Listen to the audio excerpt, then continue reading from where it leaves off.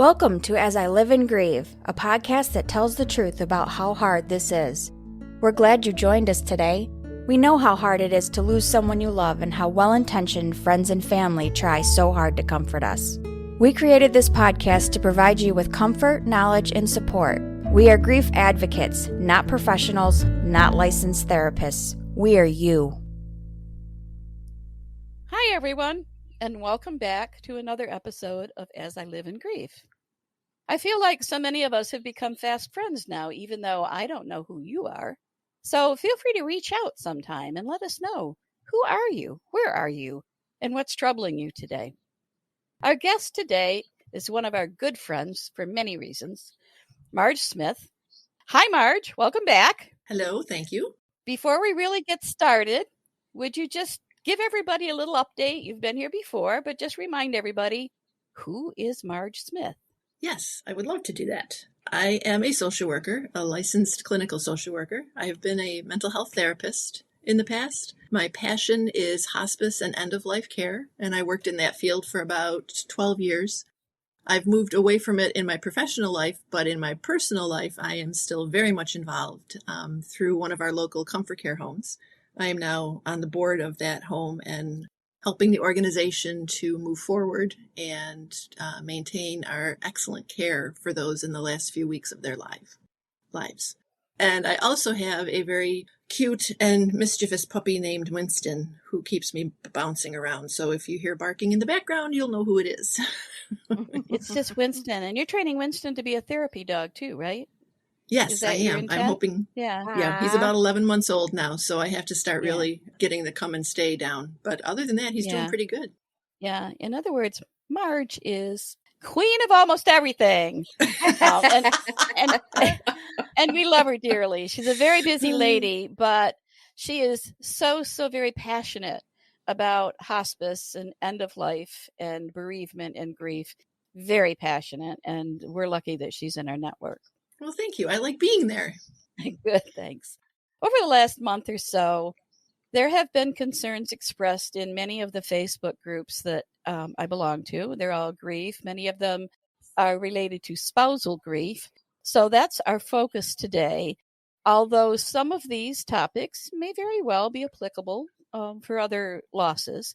But today it's mainly when you have lost your spouse. Once you get past the calling hours, past the funeral, past the burial or cremation, and things have kind of wound down, you have this long list of people and places you have to contact for insurance, for whatever, banking, and you get through all that, you just plow through, dragging your feet, you're exhausted, and then these little issues of reality tend to pop up that can really sap your strength and give you great cause for worry. So these topics we're just going to chat about, and then we'll summarize kind of and wrap up because they all kind of have a common solution. So the first one I want to mention, Marj, our wedding band. And I say our because I'm among these people that has faced most of the items on this list, if not all. The wedding band.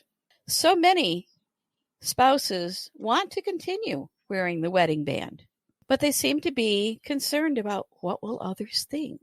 Or if I ever decide to take the wedding band off, my hand feels so naked. What can I do? Your thoughts?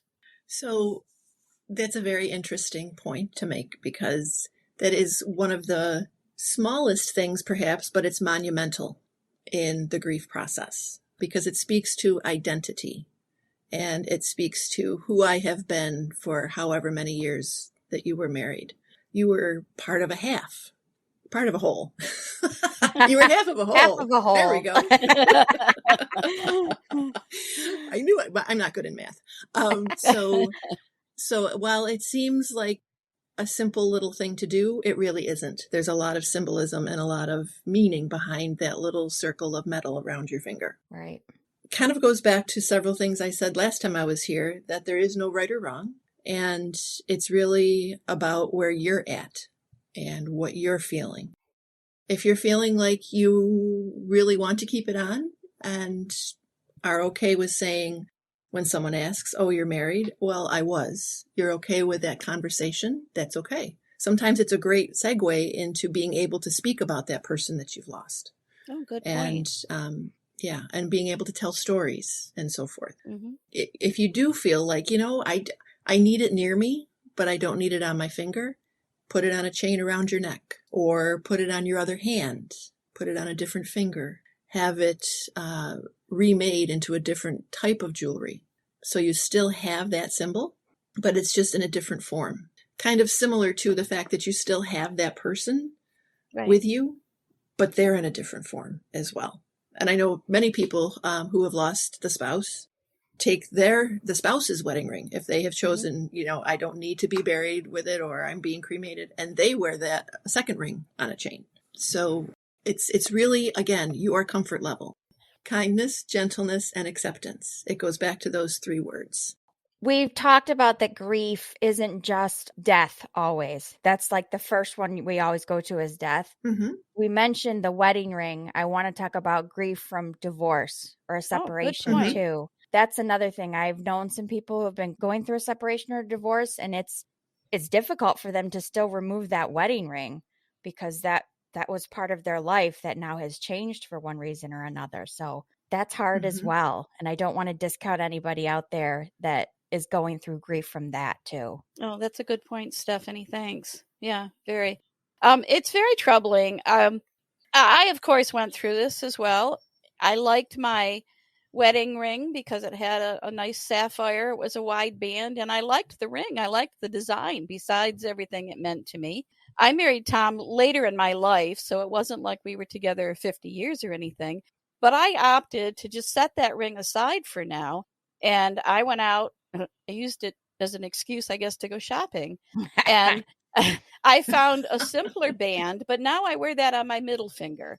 It still symbolizes a connection that I've had, but it's different because I'm different. My life is different. So for me, I chose that option as a symbolic gesture. And I chose actually the stone in the band, if anybody sees me and notices, it's an Australian opal. And it's a very thin stripe, but there are multiple colors in this.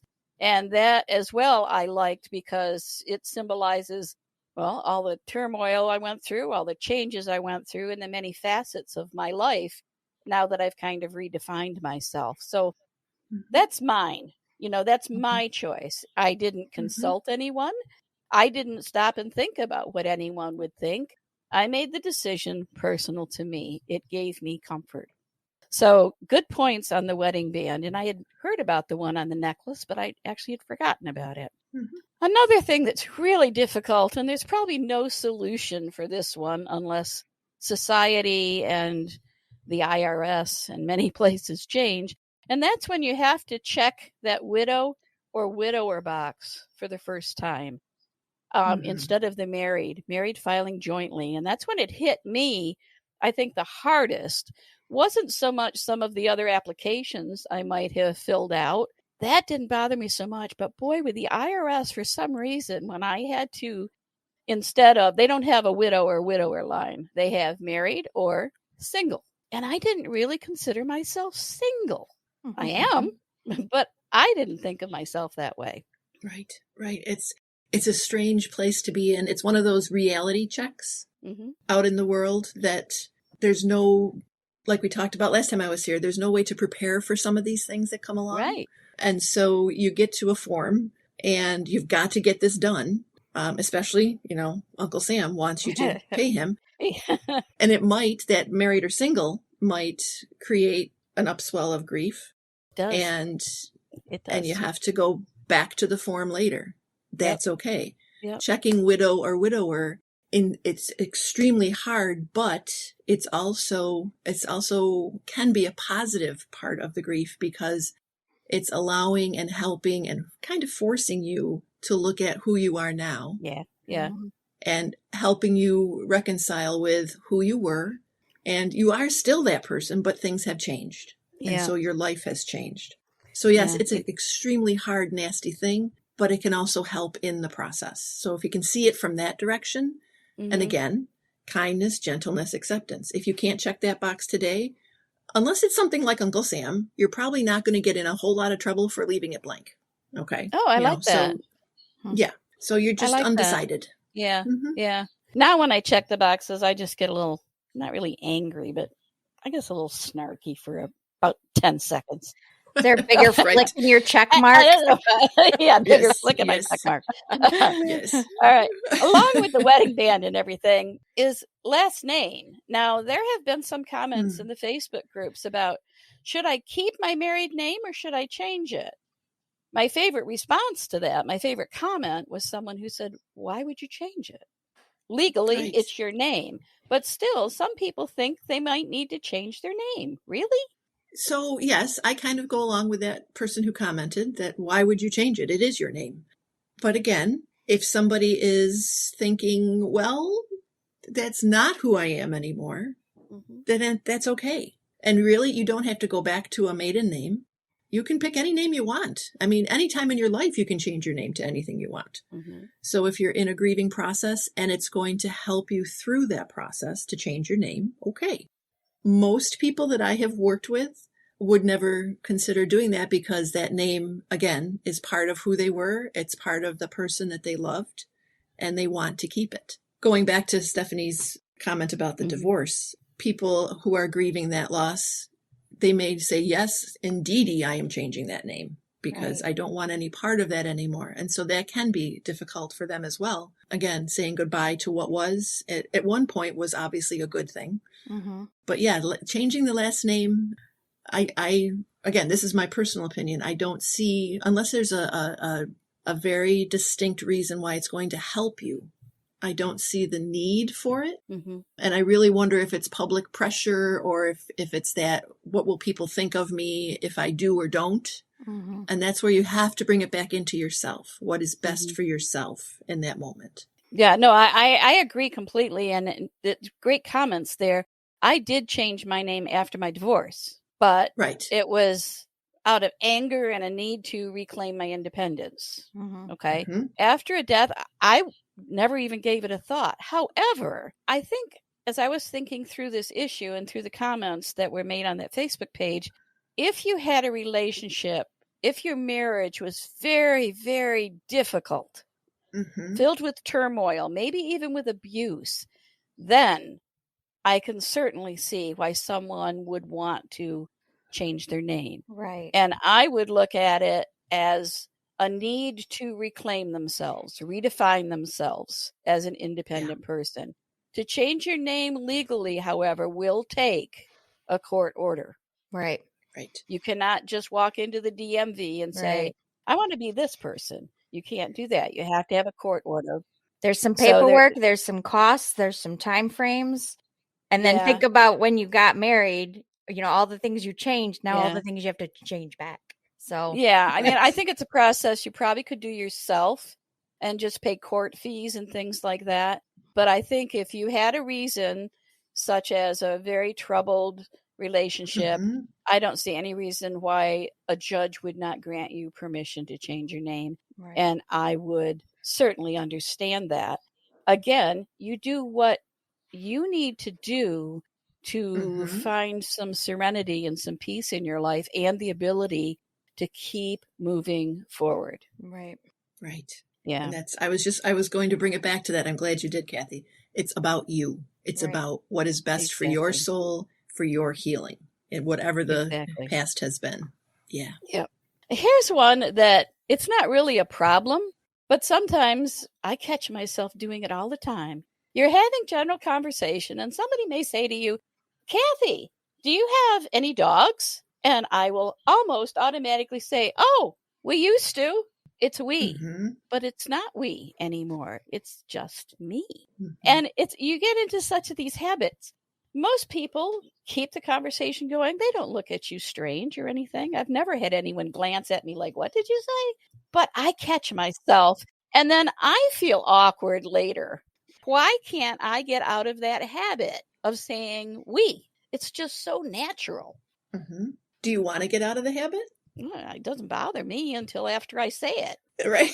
Okay. So that's one of those weird ones where, again, our brain has been programmed for so long to be a part of a couple, part of a thing together that, I mean, literally neurological pathways make you think a certain way. And so it's kind of like that table you referenced, Kathy, the last time we were together.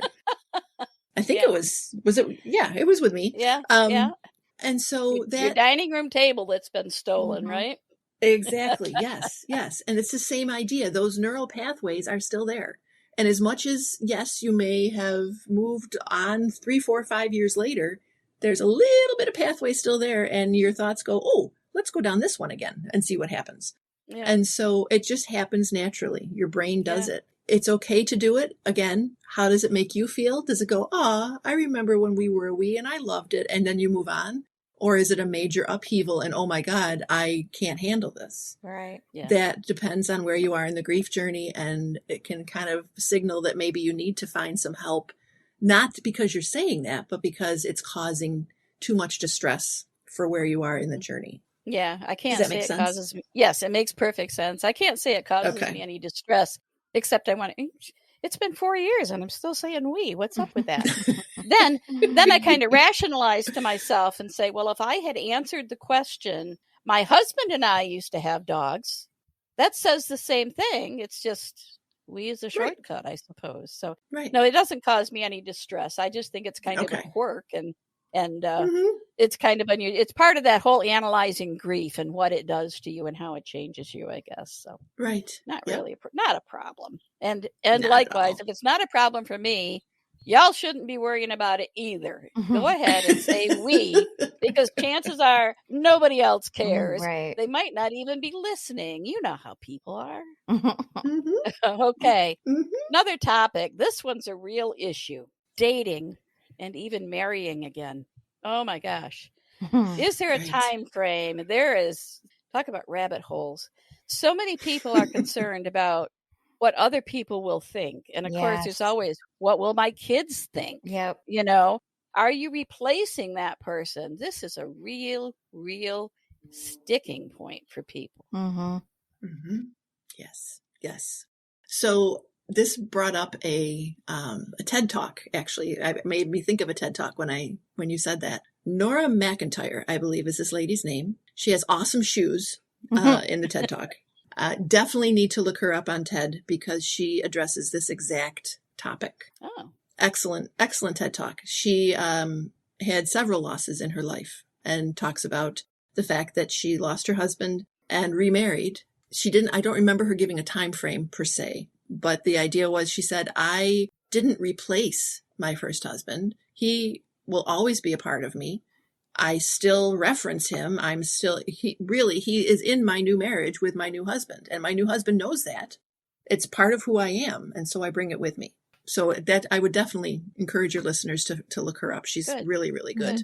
Nice. And so, yes, dating and even marrying again is one of those huge things. You know, are you lonely? Are you needing companionship? All of those types of things. And dating doesn't mean that you're going to end up marrying. Dating could be just going to a movie with somebody and having a good time, not looking for a romantic relationship at all. It's okay. But if you are looking for that is okay too. Come back to yourself. Gentleness, kindness, acceptance.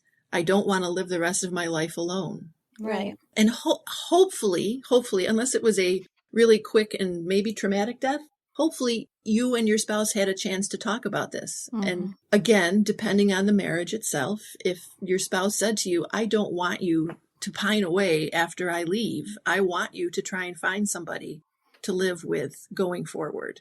Most times, if it's a loving relationship, a spouse will say that because they love you and they want you to be happy again, not in spite of them or not without them, but a different chapter, a new chapter for your life.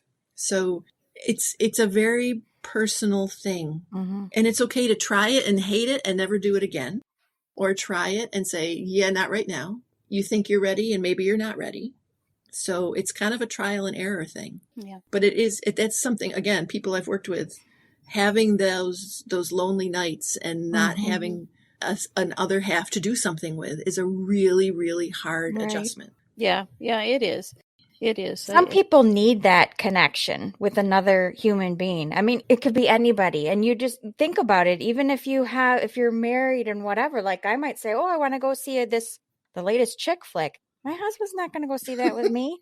So I'm going to ask somebody else to go. But just having someone else to go instead of being by yourself. But some people need that personal connection with someone, whether it's to talk to go out, have dinner and some drinks, or to a movie or something. Some people are happy and fine with being alone. So it's all going to depend on your personal preference. And yeah, people are going to talk, but you can't make everybody happy. So just try making yourself happy. Right. Yeah, I agree with that. I worked with one gentleman. His wife died relatively young. I want to say she was in her early 50s, as was he. She was sick for 7 or 8 years. And so they had a lot of time to talk about the important stuff.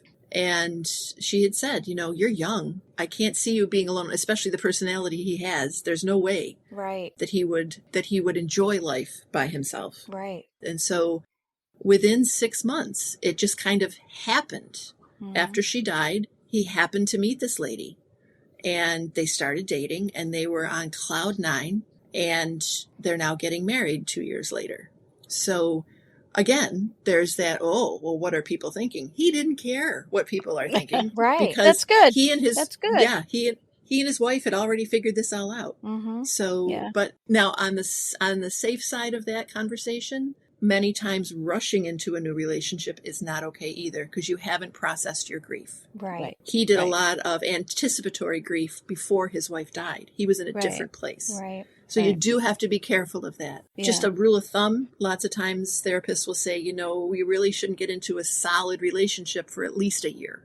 Least a year. But it's very individualized. So just something to keep in mind. It's not like go out and find a girlfriend or a boyfriend the next day. Right. Yeah. And sometimes it depends too, like you mentioned, the anticipatory grief. If someone has a chronic illness, if your spouse has a chronic illness, and it's been months and months, or even years and years and years, and then the end comes, you may be ready quicker than someone else. Right. So again, you have to do you. Right. Yep. You have to do what brings you comfort and serenity and peace. Yep. Yes. All right. Another hot topic, step family. And I have steps. Okay. I'm fortunate in that my stepchildren, and there are 3 of them, always have remained in contact with me in one way or another. The steps that have children, therefore are my step grandchildren, have been, I'm going to say, diligent in reaching out to me and including me in holidays and birthdays. And even just generally, why don't you come on over for dinner to catch up and everything. The middle step, we haven't seen each other as much, but he routinely will reach out to me and say, do you need anything? Is there anything I can help you with? If you ever have to move furniture, let me know. And I'm very, very grateful for that. But that's not the case in many, many families. Yeah. Sometimes after a death, you don't hear from the steps again. Oh, and I hear from the step siblings too. So I hear from my in-law siblings as well. And they have all remained in contact. So I consider myself one of the fortunate ones because I like all of them. And I'd love to stay in touch with them, but it's not always the case. So what happens with steps? Do you reach out or do you wait for them? I think it depends, like you said, on the relationship you already have. And obviously you had a good relationship with your steps while Tom was alive. And so that can set the groundwork for after a death, after a loss. I know it's kind of like a broken record, but you have to go back to you. Yeah. If you feel you want to reach out to them and offer the chance for a relationship, go for it. With the knowledge that depending on that person and depending on their grief journey, it may or may not be a positive outcome. Right. You might find that they're not ready, or they really, as much as they were nice, they didn't really want to have you in their life without their parent or without their whatever. So reach out to them. Just be ready for whatever comes back at you, and don't take it as any statement about yourself. Right. It's their process, their stuff that they're going through that might color their response to you. Yeah. Yeah, it's especially difficult if there are little children involved. Yeah. Right. And you may have been attempting to, or you may have bonded with these step-grandchildren, and that can be a real problem if you wind up having to separate from them as well. Mhm. So Yeah. it's an issue where if it doesn't turn out to the outcome that you really wanted, you have to find a way to accept it. If it's very, very problematic, you may need the help of a bereavement group or support group or a therapist to kind of help you with that. Because in all honesty, it's just another loss. Mhm. Right. Yes. It's another Yes. grief journey. It really is. Yes. So take care of yourself there. Here's another topic that maybe, I don't know, maybe the average person wouldn't think it's even an issue, but many times when you're part of a couple, you plan a great vacation. Maybe it's your dream vacation. It may be a cruise, because you know how that goes. You usually book those in advance. You usually pay for them in advance. And if all of a sudden you're faced with this vacation that you've paid for and you're by yourself, Mm-hmm. you may want to go by yourself and kind of hold some of the memories. You may not. Marge, is there a right answer to this one? Guess what I'm going to say? No. Let me get. The right answer is what is right for you in the moment. Right. Some options, go by yourself. You're right. Go by yourself and make it part of your grief to experience that. Mm-hmm. Invite a family member, invite a friend, invite a companion to go with you. Cancel the trip and just ignore it and say, you know what, I'm not going to go because that was our dream trip and I don't want to dishonor that person, perhaps, is your thought process. Right. That's okay too. It really is kind of dependent on the timing. If this was supposed to happen, say, a month after someone has died, your interpretation, your feelings are going to be very different than if it was 6 or 8 months after they died. Right. So those are the factors you have to take into account and kind of figure out in the moment. Right. There's no right answer. Hopefully, I know, and this is going to sound flip, but hopefully you bought trip insurance if it's a major trip like that. Mm-hmm. There you go. Because there usually is a clause that you can get out of it and not lose thousands of dollars. Right. So that's not that you're anticipating that, you're going to be in that position, but anything could happen. So that's always a good reason to have trip insurance. I'm not a travel agent, but I know that. Well, then just look at what happened with all the people that had trips and then COVID hit. I mean, it's not just one issue to get travel insurance. I think a lot more people are purchasing travel insurance now. I think so too. Yes. And the price went up, by the way. Right, of course. Not for nothing. I just want to put something on the table. I remember my mother making me do this when I was a child, but I'm just going to put it out there because I know myself. When I've been faced with decisions on any of these issues about, what am I going to do? What am I going to do? I go back and forth and back and forth. And I sit on the couch or in my favorite chair and I think, I don't know. But my mother would say, Kathleen, get a piece of paper and a pencil. Draw a line from the top to the bottom. On the left, put yes. On the right, put no. And start listing how you feel about each thing you think. So, for example, in the case of vacation, should I go? Yes. It's already paid for. It's our dream vacation. I love to travel. Those might all be yeses. Right. And then you list your no's. I don't want to go alone. What am I going to do with that empty cabin all by myself? And you list the no's. Don't sit there in a chair and let your mind spin. Mm-hmm. Do something a little more logical or analytical that will get you to your answer. Otherwise, I guarantee if you sit in that chair, you're likely to be spinning days later until you get almost to the last minute and you still haven't made a decision. Yeah.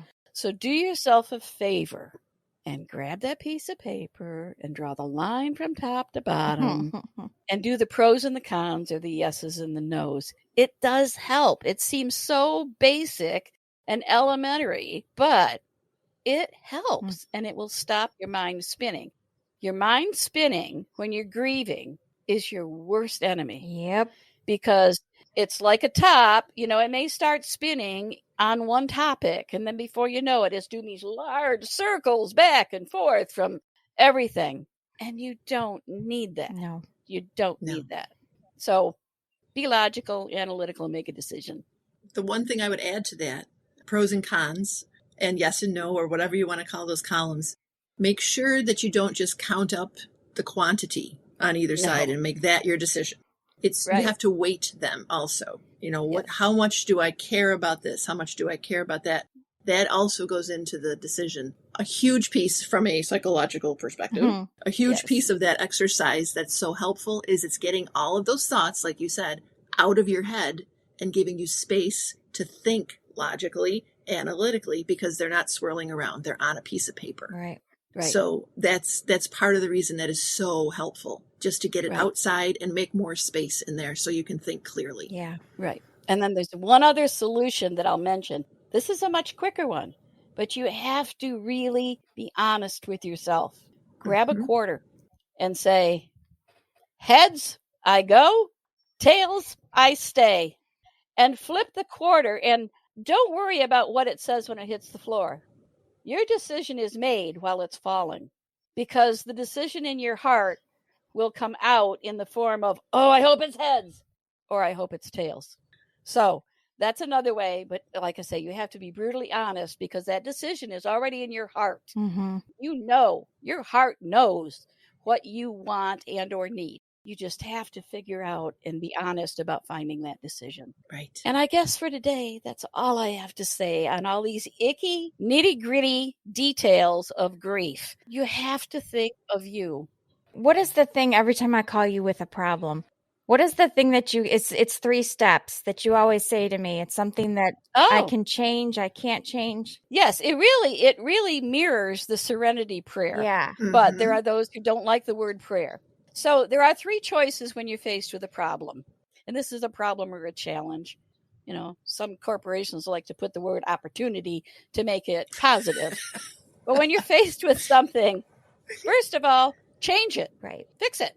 That's your option. The second one, if it's not within your power, or you don't want to or can't figure out how to change it, learn to accept it. And the last one, if you can't do either of those, remove yourself from it. Yeah. And if you think about the serenity prayer, God grant me the courage, okay? And at the very end, the wisdom to know the difference. Yeah. That's the walk away. Yeah. And I've used that as a supervisor when people would come to me, you know, and they'd rant and rave about a problem at work. Well, here are your choices. Right. Those are the only 3 options. Yeah. Again, listeners, here we are. We need to wrap up again. Marj, what would you like to say in summary to all of our listeners? So I go back to what I said on my previous appearance on the podcast: gentleness, kindness, acceptance. You may not get that from anyone else in your grief journey when it really counts. And so you have to be able to give it to yourself and know that you are okay in doing so. So take the time to decide, like Kathy was saying, before you take the wedding ring off. And if you decide to take the wedding ring off and 2 days later you want it back on, put it back on. It's whatever works for you in the moment today, because tomorrow will be totally different. So it's okay to do whatever you need to do today. And that's about it. Yep. I like that. I like that so much. These are sticky issues, but it's reality. Yeah. And there are more. There really are. But we want all of you out there in the world, because you're international. We want all of you to know that your grief journey is yours and yours alone. It's different for everyone. You may have 3 or 4 opportunities in your lifetime to grieve. Each journey is going to be different. It's never the same. So you have to make yourself a promise, along with self-care. And I'm going to say this is part of self-care. You have to decide that there may be times that I need to make a decision because it's what gives me peace and comfort, not what somebody else expects of me or wants me to do. Because the only way you're going to be able to keep moving on is to find those little bitty moments of serenity, peace, and comfort that'll keep you moving in the right direction. So listeners, for today, we'll remind you to take care of yourselves, please. Join us again next time as we all continue to live in grief. Thank you so much for listening with us today. Do you have a topic that you'd like us to cover, or do you have a question from one of our episodes? Please email us at info@asiliveinGrieve.com and let us know. We hope you will find a moment to leave a review, send an email, and share with others. Join us next time as we continue to live and grieve together.